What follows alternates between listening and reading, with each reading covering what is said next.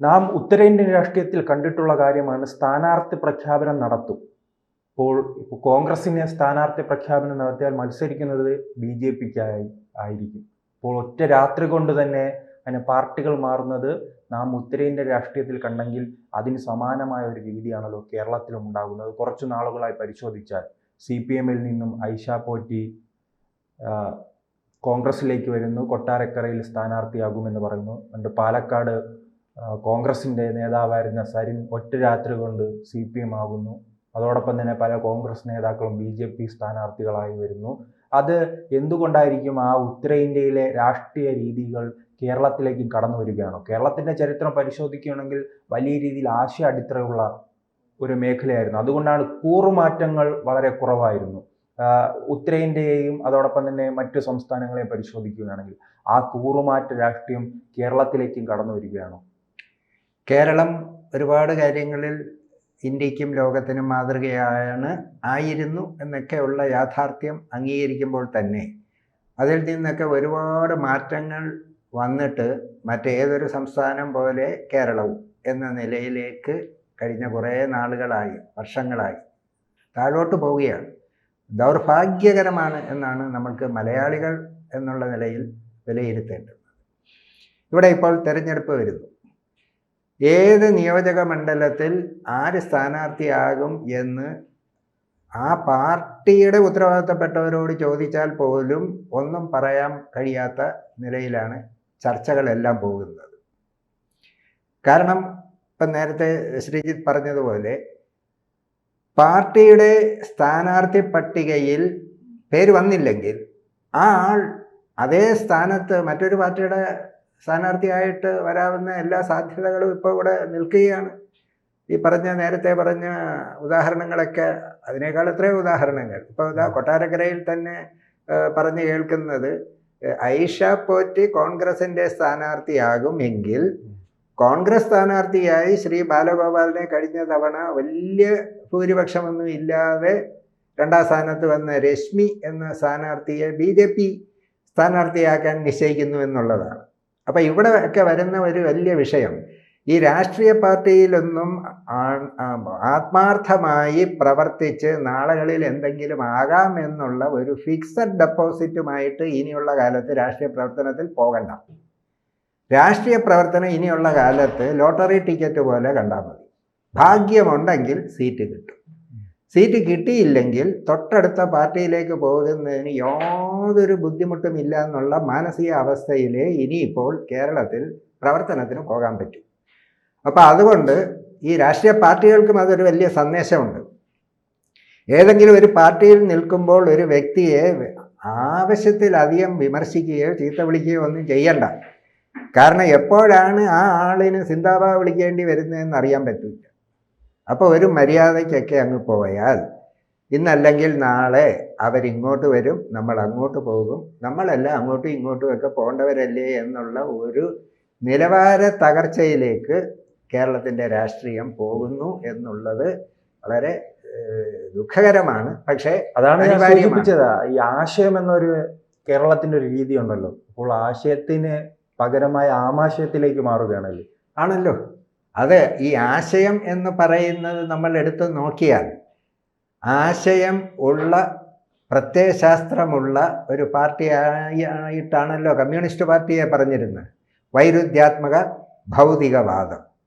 ഇപ്പോൾ ഈ വൈരുദ്ധ്യാത്മക ഭൗതികവാദം എന്താണെന്ന് CPM-ൻ്റെ അഖിലേന്ത്യാ ജനറൽ സെക്രട്ടറി തൊട്ടിങ്ങ് താഴോട്ടുള്ളവരോട് ചോദിച്ചാൽ അവർക്ക് വല്ലതും അറിയാം. അങ്ങനെ ഒരു വാക്കുണ്ടെന്നല്ലാതെ തൊഴിലാളി വർഗം, മുതലാളി വർഗം, ഇങ്ങനെ രണ്ട് വർഗമല്ലേ ഉണ്ടായിരുന്നുള്ളൂ. ഇപ്പോൾ കേരളത്തിലെ CPM ഇതിലെ ഏത് വർഗമാണ്? തൊഴിലാളി വർഗമാണോ? മുതലാളി വർഗവും കഴിഞ്ഞ് അതിനപ്പുറവും പോയി എന്ന് മാത്രമല്ല, വർഗവും പോയിട്ട് വർഗീയം വരെ ആയില്ലേ. സജി ചെറിയാനും AK ബാലനും ഒക്കെ പറയുന്ന വാക്കുകൾ എന്തൊക്കെയാണ് അല്ലേ? ഇവർ കൂടെ കൊണ്ടു നടക്കുന്ന നവോത്ഥാന നായകൻ എന്ന് പറയുന്ന ശ്രീ വെള്ളാപ്പള്ളി നടേശൻ ആണല്ലോ ഇപ്പോൾ ഇവരുടെ ആത്മീയ നേതാവെന്നും വേണേൽ പറയാം. രാഷ്ട്രീയ ആചാര്യൻ, താത്വിക ആചാര്യന്മാരെ പോലെ ഒരു ആത്മീയ ആചാര്യനും വേണമല്ലോ ഇന്നത്തെ കാലത്ത്. പ്രചരണ വിഭാഗം തന്നെ. അപ്പം അതിൻ്റെ ഏറ്റവും വലിയ അപ്പോസ്തലനായ വെള്ളാപ്പള്ളി ചില വാക്കുകളും പദപ്രയോഗങ്ങളും ഒക്കെ നടത്തിയിട്ട് അത് ഒഴിവാക്കണമെന്ന് പോലും പറയാതെ ഇന്നലെ നമ്മളുടെ മുഖ്യമന്ത്രിയുടെ ഒരു സ്പീച്ച് കേട്ടപ്പോൾ ചിരിക്കാതിരിക്കാൻ നിർവാഹമില്ല. അദ്ദേഹം പറഞ്ഞ എന്താ, നമ്മളെപ്പോലെയൊന്നുമല്ല ശ്രീ വെള്ളാപ്പള്ളി. അദ്ദേഹം ആളുകളുടെ അനുയായികളുടെ ഉള്ളിലേക്ക് ആശയങ്ങൾ ആഴത്തിലെത്തിക്കാൻ കഴിവുള്ള അദ്ദേഹത്തിൻ്റെ സരസ്വതീ വിലാസം നാക്കിൻ്റെ, ആലോചിച്ച് നോക്കും. വൃത്തികേട് പറയുന്ന ഒരാളിനെ അത് ശരിയല്ല എന്ന് പറയുന്നതിന് പകരം കേരള സമൂഹത്തിന് കൊടുക്കുന്ന, മുഖ്യമന്ത്രി കൊടുക്കുന്ന മെസ്സേജാണ് ആശയങ്ങൾ ഉള്ളിലേക്ക് തറച്ചു കയറാൻ വേണ്ടി സരസ്വതീ വിലാസം നാക്കിൽ വിളയാടുന്ന വലിയ ശ്രീനാരായണീയൻ. അറിയാം, ശ്രീനാരായണ ഗുരുവിനേക്കാൾ വലിയ ശ്രീനാരായണീയനാണ് വെള്ളാപ്പള്ളി എന്നുള്ള നിലയിൽ. അപ്പോൾ ഉറച്ച നിലപാടൊന്നുമില്ല. അതിന് കുറച്ച് നാളിന് മുമ്പ് വരെ അദ്ദേഹത്തെ ജയിലിൽ കയറ്റും എന്നൊക്കെ പറയുകയും ചെയ്തിട്ടുണ്ട്. അതവിടെ നിൽക്കട്ടെ. അപ്പോൾ ഇവിടെ കൃത്യമായി നമ്മൾ ഓരോ രാഷ്ട്രീയ പാർട്ടിയുടെയും നേതാക്കന്മാർ ഇന്നാര് നമ്മളുടെ MLA ആകാൻ സാധ്യതയുണ്ട്, അയാൾ കൊള്ളാം എന്നൊക്കെയുള്ള നിലയിലാണ് പലപ്പോഴും ആളുകൾ പാർട്ടിയിൽ നിൽക്കുന്നത് തന്നെ. ചില സ്ഥലത്ത് ചില പാർട്ടിയിൽ പ്രവർത്തിക്കുന്നത് ചില വ്യക്തികളുടെ അടിസ്ഥാനത്തിലാണ്. ആ വ്യക്തി ഏത് പാർട്ടിയിൽ നിൽക്കുന്നോ ആ ആളിൻ്റെ കൂടെ ഞങ്ങളും നിൽക്കും. അപ്പം ഈ ആള് മറ്റേ ആൾ എപ്പോൾ മാറിയോ ആ സമയത്ത് ഈ ആളും മാറി. അപ്പം പിന്നെ ആശയം ഒന്നുമില്ല, ആശയങ്ങളൊക്കെ പോയി, വ്യക്തി അധിഷ്ഠിതമാണ്. ഇവിടെ സീറ്റുകൾ കൊടുക്കുന്നത് തന്നെ നോക്കുക. വ്യക്തി അധിഷ്ഠിതത്തിലേക്ക് പോകുമ്പോൾ കേരള രാഷ്ട്രീയം സ്വാർത്ഥതയിലേക്ക് പോകാനല്ലേ സാധ്യത?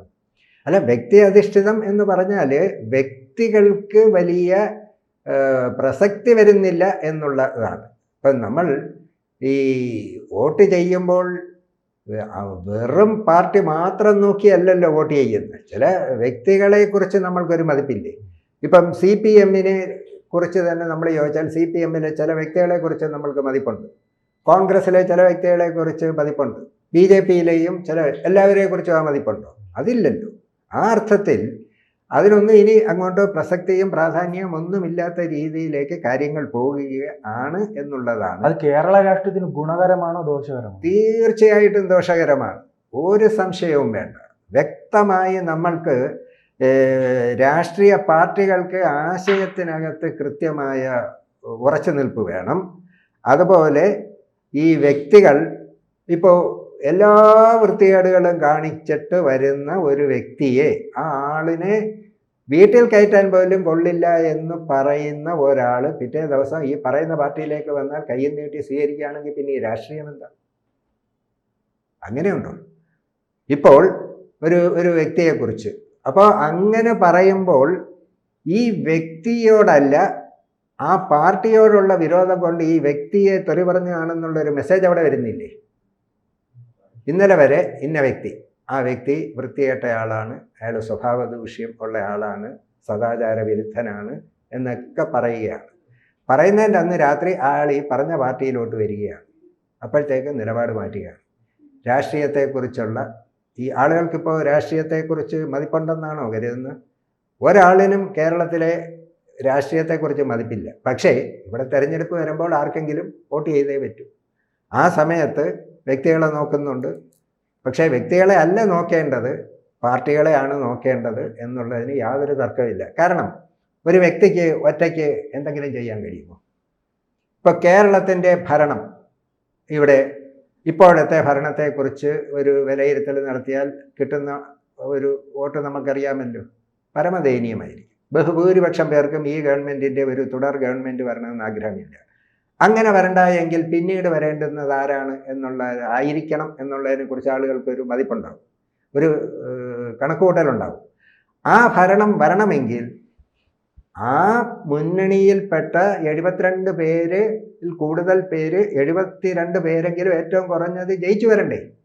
അങ്ങനെ ജയിച്ചു വരേണ്ടുന്നിടത്ത് നമ്മൾ ഓരോരുത്തരും വ്യക്തികളെ നോക്കിയാൽ ഇപ്പോൾ ഏതെല്ലാം രീതിയിൽ ആളുകൾ വോട്ട് ചെയ്യുന്നു. സൗന്ദര്യം നോക്കി വോട്ട് ചെയ്യുന്നവരുണ്ട്, ജാതി നോക്കി വോട്ട് ചെയ്യുന്നവരുണ്ട്. ഇങ്ങനെയൊക്കെ നോക്കിക്കഴിഞ്ഞാൽ ഈ ജയിച്ചു വന്നു കഴിയുമ്പോൾ സൗന്ദര്യ മത്സരമാണെങ്കിൽ കേരളത്തിലെ സുന്ദരന്മാരും സുന്ദരികളുമായ 140 പേര് ജയിച്ചു വന്നാൽ എങ്ങനെ ഇരിക്കും? അപ്പോൾ ഒരു മുന്നണി അല്ലെങ്കിൽ ഒരു രാഷ്ട്രീയ കക്ഷി ഭരിക്കണമെങ്കിൽ പലയിടത്തും സ്ഥാനാർത്ഥികളുടെ വ്യക്തിത്വം നോക്കാൻ പറ്റാതെയും വരും.